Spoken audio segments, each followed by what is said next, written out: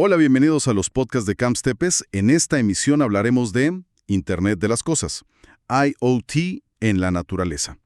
Y para quienes nos escuchan, imagínense esto por un segundo. Los contratan para vigilar la bóveda del banco más grande y valioso del mundo. Ajá. Pero el pequeño detalle es que los dejan a 10 kilómetros de distancia, les vendan los ojos y les ponen tapones en los oídos.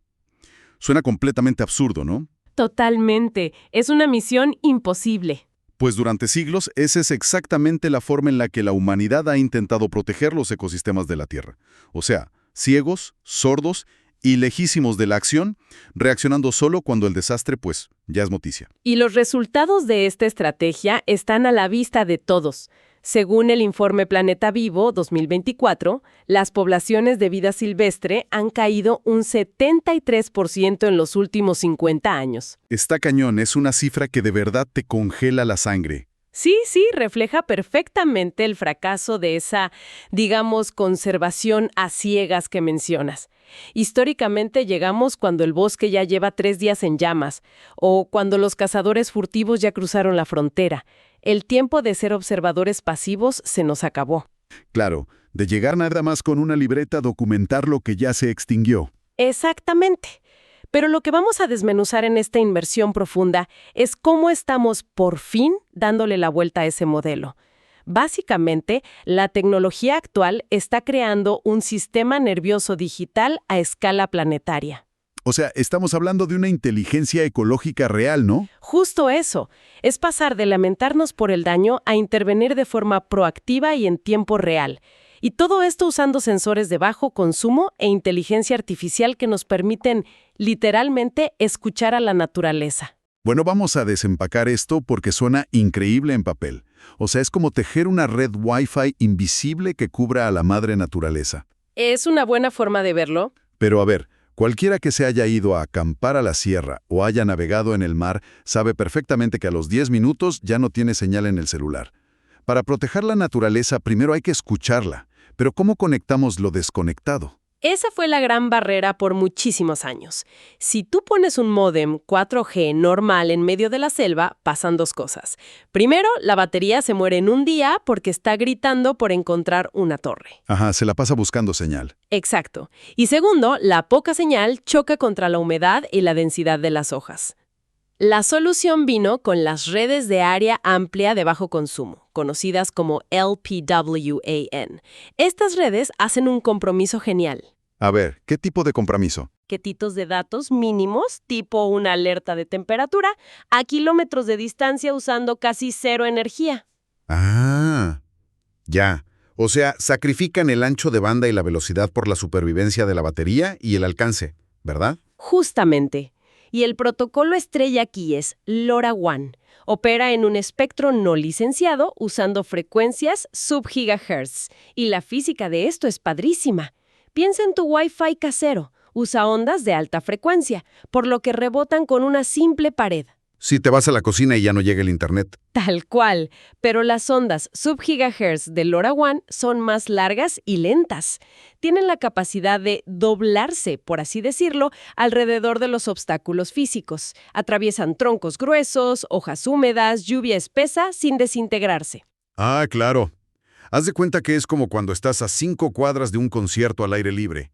O sea, los agudos de la guitarra se pierden, chocan contra los edificios, pero el bajeo profundo viaja por el aire, dobla las esquinas y hasta te hace vibrar las ventanas. LoRaWAN es como el bajo del concierto. Es una analogía perfecta, me encanta. Por otro lado, tienes el NB-IoT, que se monta sobre las redes celulares que ya existen. Es más robusto si necesitas confirmar que el dato llegó sí o sí, pero chupa mucha más batería. Y eso me imagino que es crítico si tu sensor tiene que vivir 5 años pegado a una piedra, ¿no? Exacto.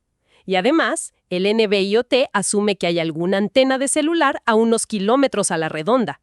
Pero, ¿qué haces en el Amazonas profundo o en las montañas más aisladas donde no hay nada de infraestructura? Pues supongo que ahí es donde tienes que mirar hacia arriba, al espacio. Así es. El gran salto reciente es el IoT Satellite y las redes no terrestres.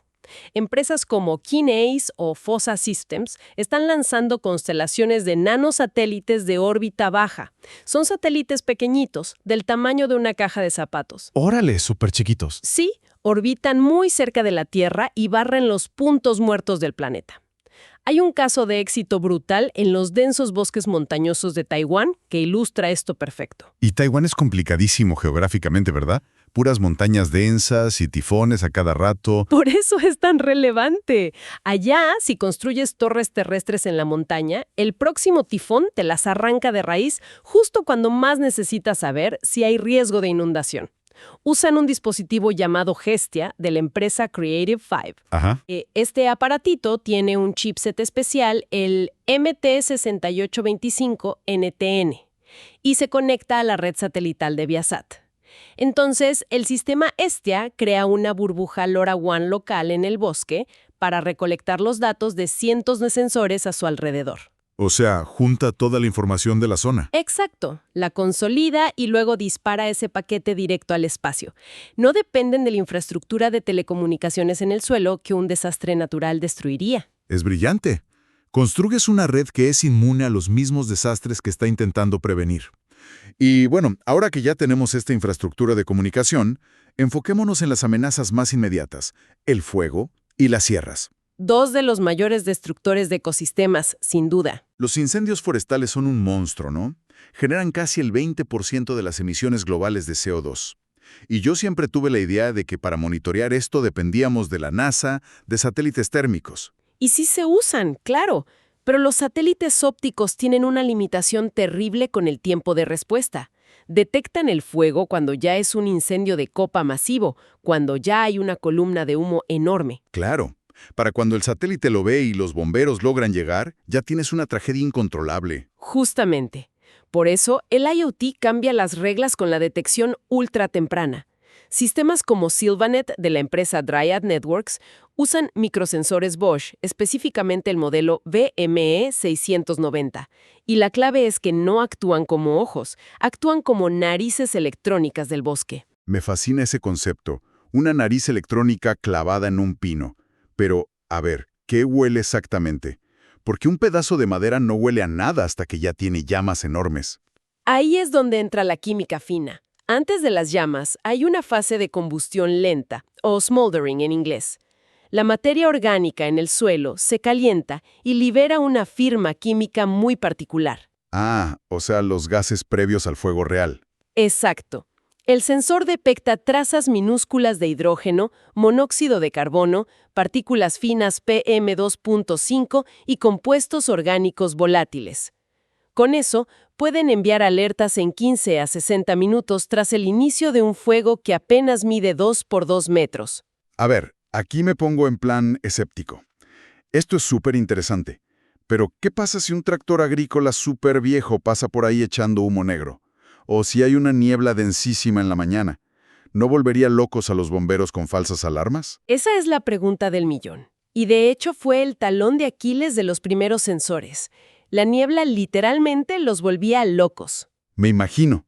Pobre gente en los centros de control. Sí, pero la solución actual es maravillosa. Es el Edge AI, o inteligencia artificial en el borde. O sea, el sensor ya no es solo un recolector pasivo. Tiene un microprocesador integrado que hace toda la chamba de filtrado ahí mismo en el árbol. Ah, ya procesan la información antes de mandarla. Así es. Entrenaron redes neuronales dándoles a oler miles de horas de humo de tractor, de niebla y de pino quemándose. Entonces el sensor huele el diésel y dice, esto es maquinaria, ignóralo. Filtra las perturbaciones atmosféricas comunes localmente. ¡Qué locura! O sea, filtra el ruido desde la fuente, ahorrando batería, porque no enciende la antena para mandar alertas inútiles. Exacto. Y esa misma lógica de cerebro local se aplica a la bioacústica contra la tala ilegal. Imagina intentar encontrar a una persona con una motosierra en millones de hectáreas de selva tupida. Imposible. Es buscar una aguja en un pajar del tamaño de un país. Y he leído sobre esto. Proyectos como el Smart Forest de Vodafone en Rumania o el proyecto Guacamaya aquí en la Amazonía, ¿no? Que es una alianza padrísima de Microsoft, la Universidad de los Andes y el Instituto Sinchi. Sí, es un proyectazo. Lo que hacen es colocar dispositivos guardianes en los árboles. Son micrófonos que absorben los sonidos del bosque y usan modelos de inteligencia artificial como PyTorch Wildlife que han analizado más de 100.000 sonidos diferentes. Pero la selva no es silenciosa. Hay tormentas, insectos rarísimos, aves que gritan fuerte. ¿Cómo diferencias un ruido natural de una sierra eléctrica? Pues la IA diferencia los cantos de aves del ruido metálico y constante de los motores de motosierra. Y de nuevo, gracias al Edge AI, no graban audio pesado para mandarlo por satélite, lo cual mataría la batería. Claro, analizan el sonido directamente en la tarjeta de memoria del dispositivo. Exacto. Y si detectan la sierra con más de un 80% de fiabilidad, solo entonces mandan una alerta minúscula protegiendo así 5 millones de acres. Híjole, está cañón.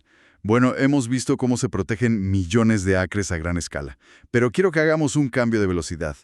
El IoT también nos permite hacer un zoom in a las infraestructuras biológicas más complejas y pequeñas, o sea, las colmenas. Uy, sí. El tema de las abejas es vital. Estamos enfrentando la crisis del trastorno del colapso de colonias. Y una paradoja tremenda es que, para saber si están sanas, el apicultor tiene que abrir las cajas.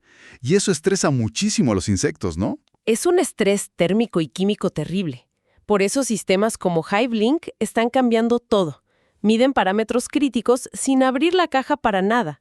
Por ejemplo, la temperatura central de la colmena. Ajá, ¿y cuál es el rango, digamos, normal? El rango óptimo para que las crías sobrevivan es entre 32 y 36 grados centígrados.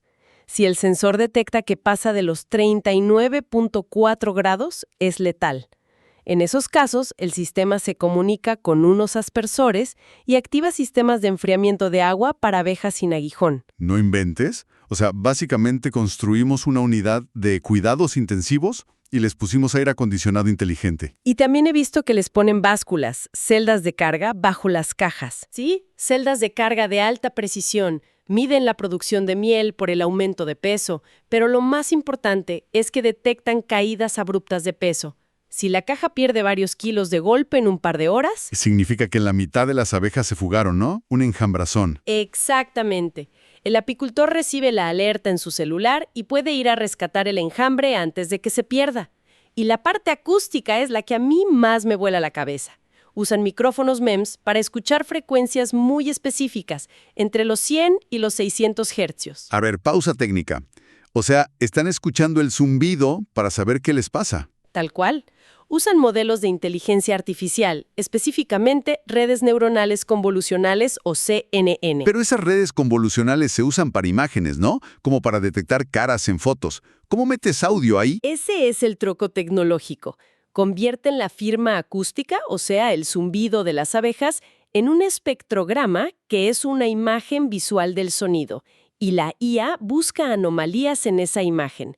Pueden detectar la ausencia o la muerte de la abeja reina con más de un 99%. Es que es alucinante. O sea, la IA es el médico de guardia interpretando su zumbido en esta metrópolis de insectos. ¡Qué barbaridad! Bueno, de los organismos microscópicos, vamos a pasar a los gigantes de la Tierra, que paradójicamente están igual de amenazados. El macromonitoreo de la megafauna. Sí, rastrear especies grandes y frenar a los furtivos. Exacto.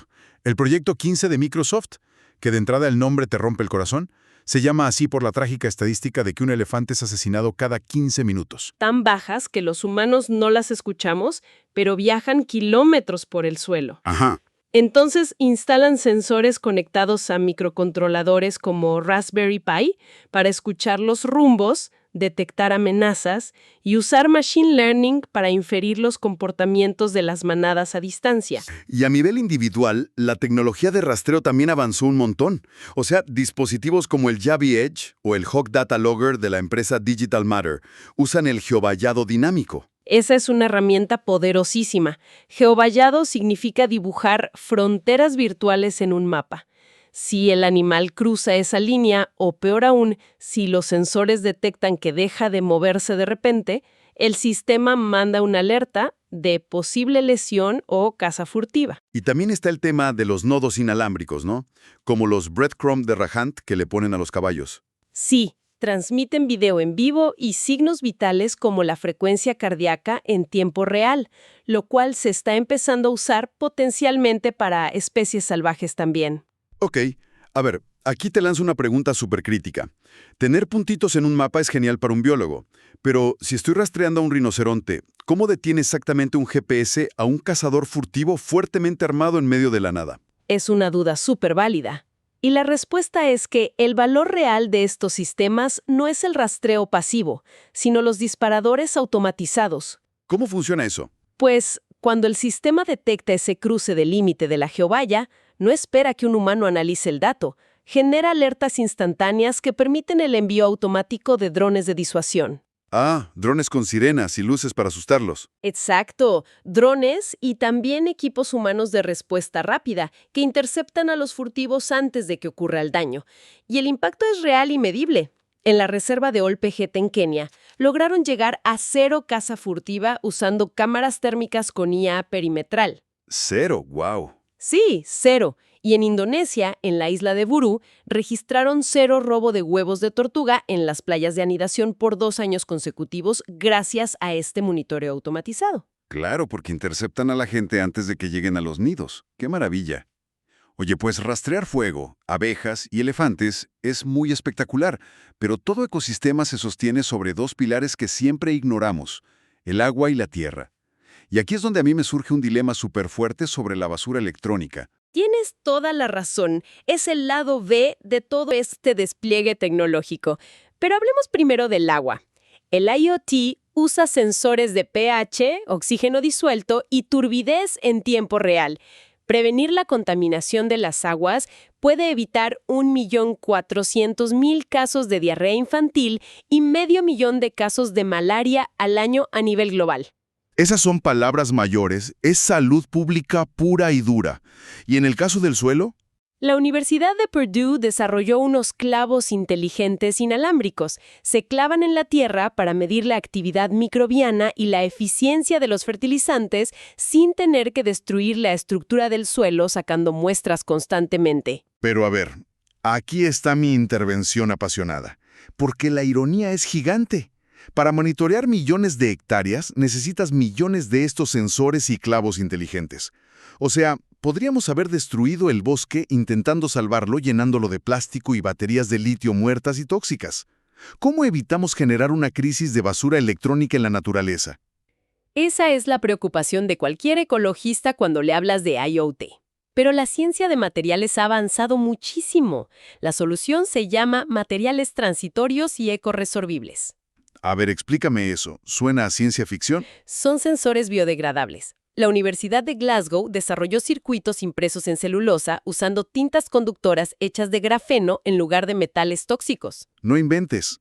O sea que cuando terminan su vida útil se deshacen. Se degradan con la humedad del suelo.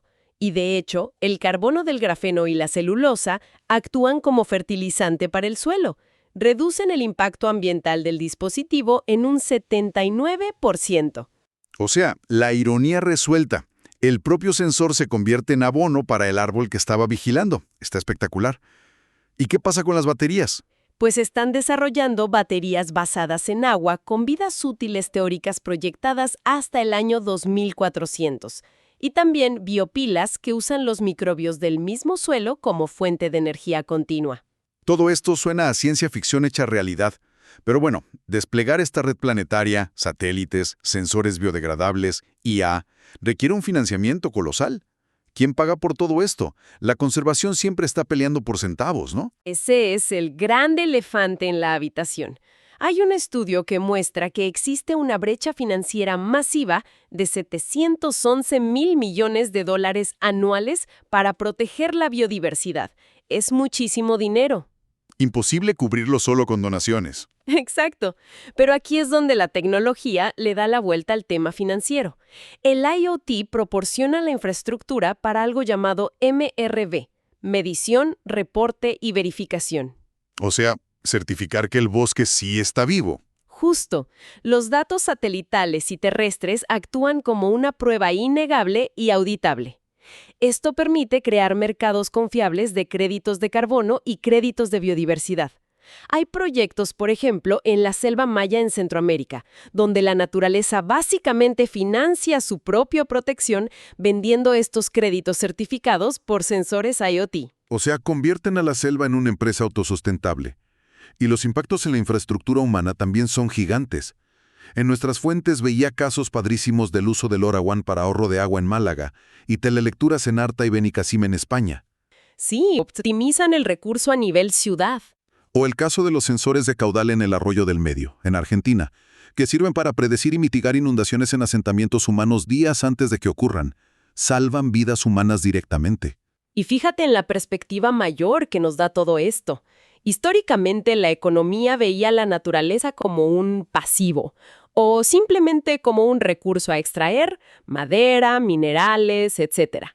Hoy, la tecnología IoT está convirtiendo a la naturaleza en un activo auditable y sumamente valioso por el simple hecho de estar vivo y sano. Totalmente. Un árbol vale más en pie mandando datos de carbono que talado. Y bueno, llegamos al cierre, y quiero dejar a la audiencia con un pensamiento provocador. Adelante, te escucho. A lo largo de la historia, la humanidad ha usado la tecnología casi siempre para dominar o para extraer recursos de la naturaleza, ¿no? De forma súper agresiva. Pero hoy estamos usando nuestros sistemas más complejos, desde inteligencia artificial hasta satélites, para darle a los ecosistemas una voz literal. Es un cambio de paradigma gigante. Sí, si el bosque ahora puede escribirnos un mensaje de texto cuando está enfermo o en peligro por fuego, la verdadera pregunta ya no es si podemos escuchar a la naturaleza. La pregunta es si estamos dispuestos a responder la llamada antes de que sea demasiado tarde. Definitivamente. Ojalá que la respuesta sea que sí. Gracias por escucharnos y nos vemos en el próximo podcast.